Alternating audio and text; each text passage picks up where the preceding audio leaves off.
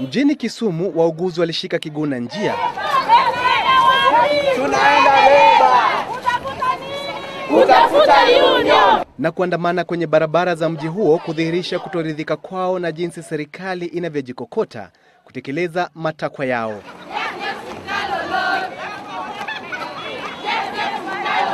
Kando na kusajiliwa kwa chama chao, wanataka vilevile wauguzi wanaohudumu kwa kandarasi waajiriwe. Vilevile wanaitaka serikali kununua vifaa vya utabibu.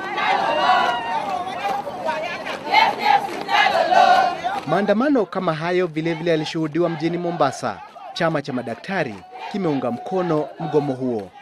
The Nurses Union should be registered because it is their constitutional right, and as a doctors union we fully support their registration. Waziri Mkuu Raila Odinga kesho atatuma barua kwa Wizara ya Leba katika juhudi za kusuluhisha mgomo huo. Kwingineko, mali ya dhamani isiyojulikana imeporwa kufuatia ghadhabu za wenyeji wa eneo la Mtwapa, kaunti ya Kilifi, baada ya zaidi ya wanafunzi 37 wa KCPE kukosa kusajiliwa. Shule ya St. Catherine Barack Obama N. Michelle ndio kituo ambacho wanafunzi hao walistahili kufanyia mtihani wao, lakini tangu mtihani huo kuanza, mkurugenzi wa shule hiyo ameenda mafichoni. Watu wasiojulikana walivamia shule hiyo usiku wa jana na kubomoa madirisha, milango na mabati na kuhepa nayo. Inasemekana kwa mkurugenzi wa shule hiyo amekuwa akiwahadaa wazazi kuwa shule hiyo inafadhiliwa na Rais wa Marekani Barack Obama.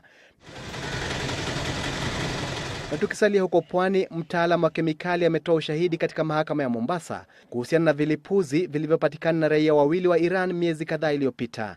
Catherine Sera Murambi, ambaye ametoa ushahidi wake mbele ya hakimu mkuu Kiarie Waweru Kiarie, amesema kuwa vilipuzi hivyo vya kilo 15 vilikuwa na uwezo wa kuangusha hata jumba kubwa.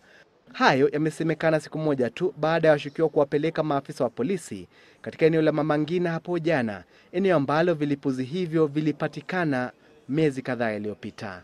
Franklin Masharia, Citizen Nipashe.